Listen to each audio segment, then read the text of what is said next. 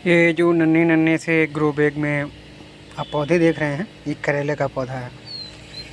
इस सीज़न में मैंने 3 बार, ये चौथी बार मैंने करेला लगाया। 3 बार करेला टाइमिंग सही नहीं थी, या करेले के पत्ते जल जाते थे गर्मी के कारण, मिट्टी सही नहीं थी, जो भी हर बार हो के ख़त्म हो जाते थे। 1-2 बार तो ऐसा हुआ कि अंकुरित ही नहीं हुए। इस बार अंकुरित भी भए हैं और कुल 6 बोरे में लगाए थे, एक में ग्रो नहीं हो पाया, बाकी 5 में ग्रो हो गया है। और अब ये पौधे जब बड़े हो जाएंगे, हाँ एक बात ये बस हम बताने के लिए किया था कि अगर ऐसे निकल गए और ऐसे तत्काल आपने ग्रो बैग से निकाल के उसमें ज़मीन में रोप दिया, तो होगा क्या कि इसकी जड़ें जो खो जाएंगी, खुल जाएंगी, ठीक है, और विकास की जगह है वो विनाश को प्राप्त हो जाएगा। तो वो नहीं करना है। जब ये और लटकना रहा है, इसके अंदर शाखाएँ बनने लगे, वो होने लगे, तो आप थोड़ा सा 3G 2G कटिंग करना चाहें, ऊपर की ब्रांच को कटिंग कर दें, तो उससे ज़्यादा पत्ते निकलते हैं, ज़्यादा ग्रो होते हैं और पौधा स्ट्रांग होता है। और जो आप ये देख रहे हैं, ये चीज़ें जो और मोटी हो जाए, पेंसिल साइज़ की हो जाए, उंगली इतनी हो जाए, या मनी प्लांट के पत्ते में जो डंडी है इतनी मोटी हो जाए, तो ही शिफ्ट करें। उसमें क्या होगा ना, तब तक ये जड़ें पूरी अच्छे से फैल जाएगा इसके अंदर, और आप ग्रो बैग से निकाल के भी शिफ्ट करेंगे तो भी कोई बात नहीं है, होने दें। और आप इसमें विश्वास मानिए कि 1 से 1.5 महीने 2 महीने तक भी आप इसमें रखेंगे तो पौधा बिल्कुल मरने वाला नहीं है। और जड़ें जो होती हैं ना और स्ट्रांग होती हैं, पूरा रूट बॉल होने लगता है, गोल गोल जड़ें घूमने लगती हैं। उसके बाद जब आप मिट्टी में इसे लगाते हैं, तो ये मिट्टी में विश्वास मानिए कि इतना तेज़ी से बढ़ता है, और शाखाओं का डेवलपमेंट और भी जो भी चीज़ें हैं, फ्लावरिंग होना इंस्टेंटली शुरू हो जाता है। अगर आपने इसी को अभी लगा दिया तो क्या होगा कि ये जड़ें पूरे ज़मीन में फैलने लगेंगी, और जड़ें जितनी ज़्यादा ज़मीन में फैलेंगी, अपने आप पूरा डेवलपमेंट अपनी इच्छा अनुसार पूरा फैल नहीं जाती हैं, तब तक ऊपर कोई विकास नहीं करती हैं। तो छोटे स्थान में आप देखेंगे, नर्सरी में या जो भी ग्रीन हाउस में लगाते हैं, वो लोग पहले छोटा सा वर्मी कंपोस्ट और ये सब फला चीज़ों में कोकोपीट में बीज को बोसते हैं, उसमें जड़ें जल्दी से फैलती हैं। जितनी कम जगह देंगे आप जड़ों को फैलने के लिए, तो खास करके सब्जी वेजिटेबल और फ्लावरिंग का, डायरेक्ट अगर फ्लावर का भी अगर आप ज़मीन में डाल देते हैं तो स्ट्रॉन्ग नहीं करेगा। हाँ, बहुत बड़े जो पौधे होते हैं उनकी शाखाएँ बहुत तेज़ी से बढ़ती हैं, तो वो ज़मीन में अपनी जड़ें बहुत दूर तक फैलाते हैं, उनका चलता है। परंतु जो छोटे छोटे पौधे हैं, लतर है, किसानों से आप मुकाबला नहीं करिए। किसान की जो भूमि की उर्वरकता होती है, हम लोग अपने आर्टिफिशियल खेत गार्डन में वो नहीं कर पाएंगे। किसान डाई यूरिया तमाम प्रकार की रासायनिक रोग प्रतिरोध की जो भी चीज़ें इस्तेमाल करता है, उससे उसकी केमिकल खादों की वजह से उसकी ज़मीन बहुत रिच रहती है, स्ट्रांग रहती है, केमिकली रिच रहती है। ऑर्गेनिक तो रिच हो ही नहीं सकती है, केमिकल रिच रहती है। उसमें पौधों को ज़्यादा सपोर्टेड होता है और तेज़ी से बढ़ जाते हैं, परंतु हम लोग अपने गमलों में वो चीज़ें नहीं कर पाते हैं। ये थोड़ा कर भी लिया, थोड़ा 19-20 हो गया तो पौधे मर जाते हैं। तो निश्चिंत रहें, छोटे छोटे देसी ट्रिक है उससे आजमाएं, और आप निश्चित रूप से आप देखेंगे कि हाँ, आपके जो भी गार्डन है या क्यारी है, छत है, उसके ऊपर ग्रोथ देखेंगे। अभी आप मेरे जो ये देखेंगे कि ये है चीज़ हमने फैला रखी, इतने भयंकर ग्रीन जोन हो रहा है, ये चीज़ पूरा ग्रीन जोन हुआ। इसमें क्या है कि ये जो बेसिक तरीके हैं, बस हमने छीट के वेट किया, कम से कम इसको छीटे हुए 2 से ढाई महीने 3 महीने के आसपास हो रहा, थोड़ा थोड़ा निकलता है। जब टाइम जोन आता है, पहले तो हमने सोचा था कि ज़मीन पे ही पसारेंगे, क्योंकि गर्मी बहुत हीट थी, तो सोचो कि मार्च से ये निकल रहा है, मार्च अप्रैल मई जून, ये तब जाके जून आ गया। हाँ, अप्रैल में मान लो, अप्रैल में, मार्च के लास्ट में ही देखा, छीटा था मैंने, तो अप्रैल मई जून 3 महीने में इतनी बड़ी हुई। अगर आप चाहें लगा के हफ्ता 10 दिन के अंदर ये पूरा ग्रीन जोन तैयार कर लें, तो यह संभव थोड़ा सा ये दिक्कत वाली बातें हो गई ही नहीं, और आप परेशान हो जाएंगे, पौधे जल जाएंगे, मर जाएंगे, तमाम प्रकार की हो जाए, या ज़्यादा पानी पाया तो गल जाएंगे।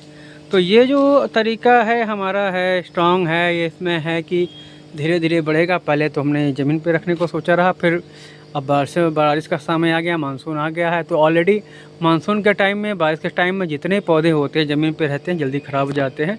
उनको खुद ही ज़्यादा झाड़ झंखाड़ चाहिए होती जो ऊपर चढ़ जाए। अब ये कुछ महीने के अंदर आप देखेंगे पूरा मेरा ये जो जाल लगा हुआ है, ये पूरा का पूरा ये भर जाएगा, पूरा का पूरा भर जाएगा, और ये एकदम से घना जंगल सा नज़र आएगा। और ये जो करेला हमने लगाया है उसे हम इस साइड लगाने वाले हैं। इस साइड पूरा आप ऐसे रेलिंग बनाएंगे रस्से का। जाल तो हमारे पास ख़त्म हो गया, जाल लाना भी फालतू है, जाल में उतना होता नहीं। बाकी नारियल के रस्सी के अंदर जो रेशे होते हैं ना, उसको ये मैंने देख रहा हूँ कि जैसे ये देख रहे हो कि नारियल के रस्सी को पकड़ लिया है तो इसके अंदर एक रूखापन होता है, जो इसके ये लतर होते हैं इसको बहुत अच्छे से थामता है। और ये जाल में ये चीज़ नहीं, जाल रेशम का है, हाँ लंबा चलेगा, सब अच्छा है, साफ़ सुथरा नज़र आता है। इसके ऊपर जब तक चढ़ा के आप बांधेंगे नहीं तब तक ये काम नहीं करता है, ठीक है। तो जाल की अपेक्षा नारियल की रस्सी से हम ऐसे जिग जिग जिग जिग बनाएंगे, उस पर चढ़ाएंगे और जाल से सस्ता ही पड़ेगा। जाल करीब इतना, जो जाल आप देख रहे हो 600 650 का है। और वो नारियल की रस्सी 2 किलो लाएंगे, 80 रुपये किलो का आता है हमारे यहाँ। जो कंस्ट्रक्शन वाले साइड पे वो मकानों के जहाँ बनते हैं वहाँ मिलते हैं, वहाँ से लाइए 80 रुपये किलो का। 2 किलो में पूरा अच्छे से जिग जिग बन जाएगा। उस साइड से जब जाल चढ़ेगा उसको भी ऊपर चढ़ने देंगे। तो जैसा मैंने देखा है करेले को नीचे तक ऊपर तक फैलाने के लिए। और एक हमारे यहाँ कुदनू करके एक ठो होता है, तो मैं खाता भी नहीं हूँ, मुझे अच्छा भी नहीं लगता है। ये हमारे यहाँ बैठा है ये भैया, ये ऊपर से लेके 3 मंजिल नीचे तक। आज मैं अंडरग्राउंड में पानी गिर रहा था तो मैं इसको देखने के लिए कि सब गया था, देखा 3 मंजिल नीचे तक फैल रहा है। ऊपर से इतना छोटा, इतना छोटा नहीं है भाई, ये पूरा जंगल नीचे की ओर जा रहा है और पूरा नीचे तक फैल रहा है। तो मैं सोच रहा हूँ कि बारिश के समय इसको निकाल दूँ, इसके कीड़े मकोड़े घर में फैल जाएंगे। तो थोड़ा सा रुक के मैं इसको पूरा काट छाट के निकाल दूँगा। पूरा ये अच्छा नहीं लग रहा है। अच्छा लगने के बाद अच्छा तो लग रहा है, परंतु ये कुड़नू हम लोग खाते भी नहीं हैं और फैल रहा है बहुत भयंकर। नीचे में इतना विशाल है, नीचे मैं कैमरा लेके जाऊँ तो आपको लगेगा कि कहाँ जंगल हो गया। नीचे तो मैं जाता भी नहीं हूँ इस ओर। आज मैं गया था, देखा पूरा का पूरा छाप दिया है। बारिश का समय है और नीचे से धूप लगती नहीं है ऐसे भी, तो नीचे में बहुत अच्छे से विकास हो रहा है। और ऊपर में तो देखने में इतना छोटा सा लग रहा है, परंतु ये नीचे तक बहुत नीचे 3 मंजिल नीचे तक चला गया है। तो यूँ ही है हमारे गार्डन का अपडेट। लास्ट में जाते जाते हमारे इस गुलाब को देख लीजिए, इंग्लिश रोज को, ये भी अलग पैटर्न में खिल रहा है। जाड़े में जब मैं इसको ले आया था तो इसके अंदर 2 रंग का था, रेड एंड गुलाबी था। ऊपर में साइड में रेड था, नीचे में गुलाबी था। परंतु अब जाने कैसा होगा इस साल। अक्सर जब मैं पहले सीज़न में लाता हूँ तो फूलों की क्वालिटियाँ बहुत अच्छी होती हैं, बाद में हमें देखने को मिलता है कि यार इसमें ये समय एक ही रंग के सब फूल हो जाते हैं। कुछ नर्सरी वाले कुछ ट्रिक आजमाते होंगे जो हम लोग नहीं कर पाते हैं, तो ये भी बात है। तो समय समय पर देखिए मेरे फिश पॉन्ड में देख लीजिए, अभी मैंने पर्दा हटाया हुआ है। ये हमारे फिश में थोड़ी छोटी पानी 3-4 रोज़ से ये नहीं, 2 रोज़ हो गया, 2 रोज़ पानी गिरते हुए हो गया, 2 रोज़ से पानी नहीं हटाए हैं। फिश पॉन्ड में मछलियाँ थोड़ी सी दिख रही हैं। नीचे में जो देख रही गंदगी नहीं है, और ये बालू है, बालू की वजह से ये ज़मीन बिल्कुल डार्कनेस सा दिख रहा है। अभी तो फ़िलहाल थोड़ी सी मछलियाँ दिख रही हैं, और जो डार्क कलर की हैं वो नहीं दिखेंगी क्योंकि वो थोड़ी सी अंधेरापन है। और बस ऐसी ही मेरे फिश पॉन्ड में है करीब बड़ी मछलियाँ 8-10 हैं, छोटी मछलियाँ भी 1 दर्जन से ऊपर हैं, और कुछ मछलियाँ मर गई, कुछ मछलियों को कीचड़ खा गया। तो ऐसे है हमारे गार्डन का हाल। ये जो पंखा देख रहे हैं बैटरी वाला पंखा है, बहुत फास्ट चलता है। ऊपर तो कोई पंखा काम करता नहीं है, ये मैंने अपने हाथ से बनाया है। 6000 RPM की स्पीड है इसकी, और ये खुले के लिए बहुत अच्छा है, क्योंकि खुले के लिए रूम के अंदर भी मैं इसको चलाता हूँ। मुझे ये पंखा बहुत अच्छा लगता है, क्योंकि इतनी इसकी हाई स्पीड है ना, तो मच्छर को भी उड़ा देता है बहुत अच्छे। मैंने बहुत कुछ किया इसके साथ, मैं कभी फ्री टाइम में दिखाऊंगा। अभी गार्डनिंग का चैनल है तो इससे इसकी बातें हटाते हैं। ये मेरे इस फ़ोन को देखिए, इसमें मैंने लगा रखा है ये स्पाइडर, जो कि गल रहा है, ख़राब हो रहा है, तो ख़राब हो रहा है। बाकी मेरे गार्डन का शाम का बज रहा है 6:30 पौने 7 हो रहा है, और ये हमारे गार्डन का व्यू, और सब अच्छा चल रहा है। पर्दे आधे हटा दिए हैं, थोड़े से पर्दे हैं, थोड़ा सा वो फिसलन भरा ज़मीन है, पानी रुक जाए 2 दिन में, वो भी पर्दे हटा दूँगा।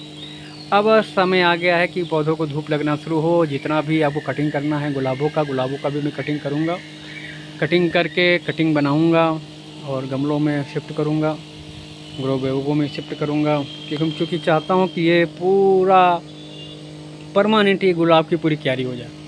इधर तो करीब करीब 1 2 3 4 5 6 7 8 9 गुलाब लगाए हुए हैं।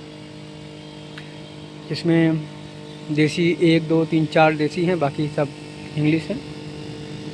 तो ये छत पे चढ़ने पे ये बंद इलाका रहेगा जब हवाएं यहाँ आती हैं। अभी तो फ़िलहाल गुलाब नहीं खिल रहा है, पर बस ये और ये जो पौधे हैं ये अपने टाइम में इतने फूल दिए मैं आपको बता नहीं सकता। तो इसी प्रकार से मैं चाहता हूँ छत पे ऐसे परमानेंट पौधे रहें जो हमेशा ही धूप दें। रखिए, देखता हूँ ये लाइट कुछ खड़खड़ हो रही है।